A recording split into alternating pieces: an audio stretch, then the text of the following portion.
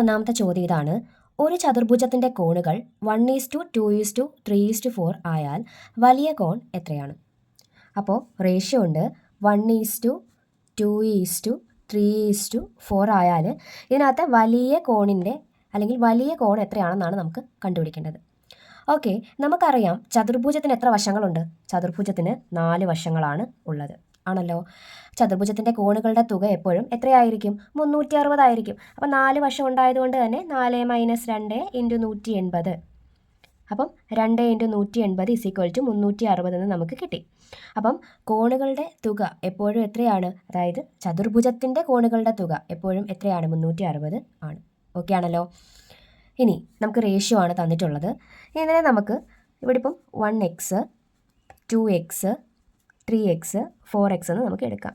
Okay ആണല്ലോ. ഇത് അപ്പം ഏതോ ഒരു സംഖ്യകൾ കൂടി എന്ത് ചെയ്തിട്ടുണ്ട്? ഇതിനെ ഗുണിച്ചിട്ടുണ്ട്. അതാണ് ആ സംഖ്യ നമ്മൾ x എന്ന് വിളിച്ചു. ഓക്കെ ആണല്ലോ. അപ്പം ഇതിൻ്റെ തുക നമുക്കറിയാം. അതായത് ഈ കോണുകളുടെ തുക നമുക്കിപ്പോൾ ഓൾറെഡി കിട്ടിക്കഴിഞ്ഞു. എത്രയാണ്? 360 ആണെന്ന്. അപ്പോൾ ഈ 1x 2x 3x 4x കൂടി കൂട്ടുമ്പോഴാണ് എന്ത് കിട്ടുന്നത്? 360 കിട്ടുന്നത്. ഇനി നമുക്ക് കൂട്ടാം. 2 1 3 3 3 6 6 4 10. അപ്പോൾ 10x എന്ന് പറയുന്നത് എത്ര കിട്ടി? 360 എന്ന് കിട്ടി. എക്സ് എന്ന് പറയുന്നത് 360 ഇവിടെ 10 ഇൻറ്റു ചെയ്തേക്കുക. ഇവിടെ വരുമ്പോൾ ഡിവൈഡ് ആവും. അപ്പം ഇവിടെ ഈ 0 ക്യാൻസലായി. നമുക്ക് എക്സിൻ്റെ വാല്യൂ കിട്ടി. എത്ര എന്ന് പറയുന്നത്? 36 ആണ് എക്സിൻ്റെ വാല്യൂ. ഓക്കെ, നമ്മുടെ ചോദ്യം എക്സിൻ്റെ വാല്യൂ കണ്ടുപിടിക്കുക എന്നല്ല. ഇതിനകത്തെ വലിയ കോൺ എത്രയാണെന്നാണ് കണ്ടുപിടിക്കേണ്ടത്. നമുക്കറിയാം ഇവിടെ വലിയ കോൺ എത്രയാണ് വരുന്നത്? അതിൻ്റെ റേഷ്യോ എത്രയാണ്? 4x ആണ് അല്ലേ. അപ്പം 4 × x. അപ്പം 4 ഇവിടെ എക്സിന് പകരം നമുക്ക് എക്സിൻ്റെ വാല്യൂ കണ്ടുപിടിച്ചു. എത്രയാണ്? 36. അപ്പം 36 × 4 എത്ര കിട്ടും നമുക്ക് ആൻസറായിട്ട്? ചെയ്ത് നോക്കാം. 36 × 4 6 4 24 ശിഷ്ടം 2 4 × 3 12 2 14. അപ്പം നമുക്ക് ആൻസർ എത്ര കിട്ടി? 144 ആണ് ആൻസർ. 144 ആണ്. ഓക്കെ ആണല്ലോ. അടുത്ത ചോദ്യം ഇങ്ങനെയാണ്. 12 വശങ്ങളുള്ള ബഹുഭുജത്തിൻ്റെ അകംകോണുകളുടെ തുക എത്ര? 12 വശങ്ങളുള്ള ബഹുഭുജത്തിൻ്റെ അകകോണുകളുടെ തുക എത്ര? അകംകോണുകളുടെ തുകയാണ് നമുക്ക് കണ്ടുപിടിക്കേണ്ടത്. ഇവിടെ എന്ത് തന്നിട്ടുണ്ട്? വശങ്ങൾ തന്നിട്ടുണ്ട്. അപ്പം n തന്നിട്ടുണ്ട്. എത്രയാണ്? 12. നമ്മൾ ഓൾറെഡി ക്ലാസ്സുകളിൽ ഇതിൻ്റെ ഇക്വേഷൻ പഠിച്ചിട്ടുണ്ട്. അകംകോണുകളുടെ തുക കണ്ടുപിടിക്കാനുള്ള ഇക്വേഷൻ എന്താണ്?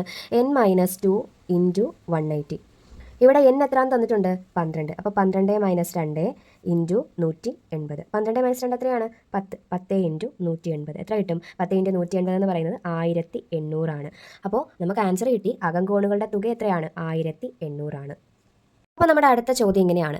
8% വാർഷിക കൂട്ടുപലിശ കണക്കാക്കുന്ന ഒരു ബാങ്കിൽ 25,000 രൂപ നിക്ഷേപിച്ചാൽ 2 വർഷങ്ങൾക്ക് ശേഷം കിട്ടുന്ന പലിശ എത്രയാണ്? അപ്പോൾ നമുക്ക് കണ്ടുപിടിക്കേണ്ടത് പലിശയാണ്. ഇവിടെ കൂട്ടുപലിശ കണക്കാക്കുന്ന ബാങ്കാണ്. 8% വാർഷിക കൂട്ടുപലിശ. അങ്ങനെയാണെങ്കിൽ 25,000 രൂപ നിക്ഷേപിച്ചാൽ 2 വർഷത്തിന് ശേഷം കിട്ടുന്ന പലിശ എത്രയാണെന്ന് നമുക്ക് കണ്ടുപിടിക്കണം. അപ്പോൾ നമുക്കറിയാം പാസ്കൽസ് ട്രയാങ്കിൾ എങ്ങനെയാണ്? 1 1 2 1 ഇതുപയോഗിച്ചിട്ടാണ് നമ്മൾ 2 വർഷത്തിൻ്റെ എന്ത് കണ്ടുപിടിക്കുന്നത്? കൂട്ടുപലിശ കണ്ടുപിടിക്കുന്നത്. അപ്പോൾ നോക്കിക്കേ, എത്ര രൂപയാണ്? 25,000 രൂപയാണ്. അപ്പം 25,000. ഇനി എന്ത് ചെയ്യണം? ഈ 25,000-ൻ്റെ ഇവിടെ എത്ര ശതമാനം എന്നാണ് പറഞ്ഞേക്കുന്നത്? 8% അല്ലേ. അപ്പം 25,000-ൻ്റെ 8% ആദ്യം കണ്ടുപിടിക്കണം. അപ്പോൾ എത്ര കിട്ടും? 0 0 കളയാം. 25 × 8 എന്ന് പറയുന്നത് 200. 25 × 8 എന്ന് പറയുന്നത് 200 ആണ്. അപ്പോൾ 200 ഇവിടെ ഒരു 0 കൂടെ ഉണ്ട്. അപ്പോൾ എത്ര കിട്ടും? 2000. ഇനി ഈ 2000 ഇവിടെ കിട്ടിയ 2000-ൻ്റെ 8% ഇനി അടുത്തത് കണ്ടുപിടിക്കേണ്ടത്. അപ്പം വെട്ടിക്കളയാം. അപ്പം 8 × 2 16 160 എന്നും കിട്ടി. ഓക്കെ ആണല്ലോ. നമുക്ക് എന്താ ഇവിടെ വേണ്ടത്? നമുക്ക് കണ്ടുപിടിക്കേണ്ടത് 2 വർഷത്തിന് ശേഷം കിട്ടുന്ന പലിശയാണ്. ഓക്കെ, ആദ്യം നമുക്കിതങ്ങോട്ട് എഴുതാം. 1 × ഇത് തമ്മിൽ മൾട്ടിപ്ലൈ ചെയ്യണം. 1 × 25,000 എത്ര കിട്ടും? 25,000. ഇനി 2 × 2000 എത്ര കിട്ടും? 4000. 160 × 1 അപ്പം 160 തന്നെ കിട്ടുന്നു. ഓക്കെ ആണല്ലോ. ഇവിടെ നമുക്ക് കണ്ടുപിടിക്കേണ്ടത് കൂട്ടുപലിശ എത്രയാണ് അല്ലെങ്കിൽ പലിശ എത്രയാണ്, കിട്ടുന്ന പലിശ എത്രയാണെന്ന് മാത്രം കണ്ടുപിടിച്ചാൽ മതി. നമുക്ക് ഇത് മൊത്തത്തിൽ ഇതിൻ്റെ ആകെ തുക കണ്ടുപിടിക്കണമായിരുന്നെങ്കിൽ എന്ത് ചെയ്തേനെ? 25,000-ഉം 4,000-ഉം 160 കൂടി ആഡ് ചെയ്ത് കണ്ടുപിടിച്ചേനെ. ഇനി നമുക്ക് കണ്ടുപിടിക്കേണ്ടത് കൂട്ടുപലിശ. പലിശ മാത്രം കണ്ടുപിടിച്ചാൽ മതി. പലിശ മാത്രം മതിയെങ്കിൽ എന്ത് ചെയ്താൽ മതി?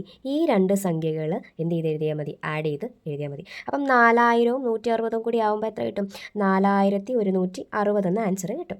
അപ്പം നമ്മുടെ ആൻസർ 4,160 ആണ്. അപ്പം മൊത്തത്തിൽ ആകെ എത്ര തുക കിട്ടിയെന്ന് ചോദിച്ചിരുന്നെങ്കിൽ നമ്മൾ ഈ 3 സംഖ്യയും കൂടി ആഡ് ചെയ്ത് എഴുതുമായിരുന്നു. ഇനി അതല്ല, കോമ്പൗണ്ട് ഇൻട്രസ്റ്റും സിമ്പിൾ ഇൻട്രസ്റ്റും തമ്മിലുള്ള വ്യത്യാസം കണ്ടുപിടിക്കാനായിരുന്നു, ഈ കൂട്ടുപലിശയും സാധാരണ പലിശയും തമ്മിലുള്ള വ്യത്യാസം കണ്ടുപിടിക്കാനായിരുന്നെങ്കിൽ എന്ത് മാത്രം എടുത്താൽ മതിയായിരുന്നു, ഈ അവസാനത്തെ ഈ ഒരു സംഖ്യ മാത്രം എടുത്താൽ മതിയായിരുന്നു. ഓക്കെ ആണല്ലോ. അപ്പോൾ നമുക്കിവിടെ കണ്ടുപിടിച്ചത് എന്താണ്? കൂട്ടുപലിശയാണ്. എത്രയാണ് പലിശ? 4160 ആണ്. അപ്പോൾ ആൻസർ 4160. അപ്പോൾ നമ്മുടെ ക്വസ്റ്റ്യൻ ഇങ്ങനെയാണ്: 2 1/2 the whole square minus 1 1/2 the whole square എത്രയാണ്? അപ്പോൾ 2 1/2 the whole square minus 1 1/2 the whole square എത്രയാണെന്നാണ് നമുക്ക് കണ്ടുപിടിക്കേണ്ടത്. ഓക്കെ ആണല്ലോ. ഇതിനെ നമുക്ക് എന്ത് ചെയ്യാം? സാധാരണ ഭിന്നമാക്കാം. അപ്പോൾ ഇവിടെ മിശ്ര ഭിന്നമായിട്ട് കിടക്കുകയാണ്. നമുക്കിതിനെ എന്ത് ചെയ്യാം? സാധാരണ ഭിന്നമാക്കാം. അപ്പം 2 × 2 4, 4 + 1 5, 5/2 ദ ഹോൾ സ്ക്വയർ മൈനസ് ഇവിടെ അതേപോലെ ഇത് തമ്മിൽ മൾട്ടിപ്ലൈ ചെയ്യുക, +1. അപ്പം 2 + 1 3, 3/2 ദ ഹോൾ സ്ക്വയർ. ഓക്കെ ആണല്ലോ. ഇനി എന്ത് ചെയ്യാം?